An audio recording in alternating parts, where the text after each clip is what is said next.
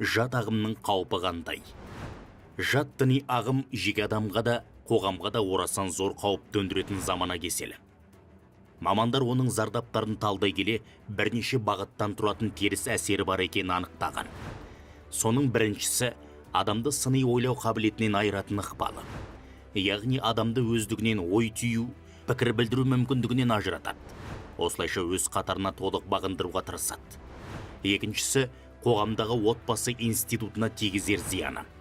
Көп жағдайда теріс діни ағымдар отбасылық құндылықтарды жоққа шығарып, адамдарды туған туыстарынан алыстатады. Үшіншісі, экстремизм мен радикализмге итермелеу арқылы қоғам ішіне бүлік салады. Кейбір теріс ағымдар діни фанатизмді насихаттап, қатысушылардың заңсыз әрекеттер жасауға көндіреді. Төртіншіден, қоғамдық тұрақтылыққа қауіп төндіруін атауға болады. Мұндай ағымдар халық арасында әрткі салып, ұлт бірлігіне зиянын тигізеді. Бесіншіден, білім мен ғылымды жоққа шығарады. Яғни заманауи білімді терістеп, жастардың интеллектуалдық дамуын тежейді. Өйткені өз идеологиясына кірген адамдардың сауатсыз әрі білімсіз болғаны оларға тиімді. Сондықтан теріс діни ағымдардан сақтану үшін діни сауатты арттыру, сенімді ақпарат көздерін пайдалану және ресми діни мекемелердің кеңесіне жүгіну маңызды.